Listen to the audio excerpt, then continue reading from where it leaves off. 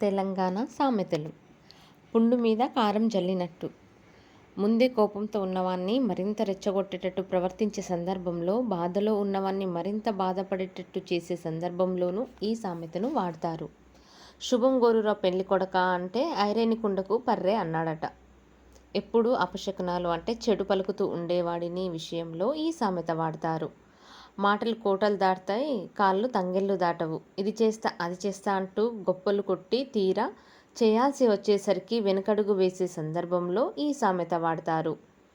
గుత్ప సేత పట్టినోడిదే రాజ్యం, బలమున్నోడిదే అధికారం అనే అర్థంలో ఈ సామెత వాడతారు.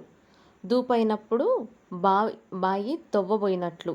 ఒక సమస్యకు పరిష్కారాన్ని ఈ సమస్యలో ఇరుకున్నప్పుడు కాకుండా ముందే చూసి పెట్టుకోవాలి. అట్లా కాకుండా తీరా సమస్య వచ్చిపడ్డాక దానికి పరిష్కారం వెతుక్కుంటే దాన్ని మూర్ఖత్వం అంటారు. ఈ సందర్భాన్ని తెలపడానికి ఈ సామెత వాడతారు.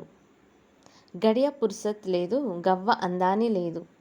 క్షణం తీరిక లేకుండా ఏదో ఒక పని చేస్తున్నట్టుగా ఉండి ఏ పనికి ఫలితం పొందకపోతే ఈ సామెత వాడతారు.